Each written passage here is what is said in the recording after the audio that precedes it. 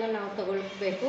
ಹಾಗೆ ಒಂದು ಸರಳ ರೇಖೆಯನ್ನು ಹಾಕಿ 45 ಡಿಗ್ರಿ, 60 ಡಿಗ್ರಿ, 120 ಡಿಗ್ರಿ ಹಾಗೂ 180 ಡಿಗ್ರಿಗೆ ಮೊದಲು ಕೋನಗಳನ್ನು ರಚನೆ ಮಾಡ್ಕೋಬೇಕು. ಆನಂತರ ಚಿಕ್ಕದಾದ ಒಂದು ವಸ್ತುವನ್ನು ತಗೋಬೇಕು. ಇದು ಎಷ್ಟು ಪ್ರತಿಬಿಂಬಗಳನ್ನು ಉಂಟು ಮಾಡುತ್ತೆ ಅಂತೇಳಿ ನಾವು ಈ ತರಗತಿಯಲ್ಲಿ ಕಲಿತೀವಿ.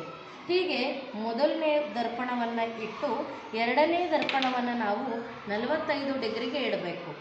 ಕಾಣಿಸ್ತಿದೆ ನಮ್ಮ ಮಕ್ಕಳೇ? 45 ಡಿಗ್ರಿಗೆ ಇಟ್ಟಾಗ ಎಷ್ಟು ಬಿಂಬಗಳು ಉಂಟಾಗ್ತವೆ? 7 ಬಿಂಬಗಳು ಉಂಟಾಗ್ತವೆ. ಹೌದು ತಾನೆ? ಹಾಗೆ ನೆಕ್ಸ್ಟು ನಾವು ಎಷ್ಟು ಡಿಗ್ರಿ ಇಡಬೇಕಾಗತ್ತೆ? 60 ಡಿಗ್ರಿಗೆ ಇಡಬೇಕಾಗತ್ತೆ. ಎಷ್ಟು ಕೋನಗಳು ಬರ್ತಿದ್ದಾವೆ?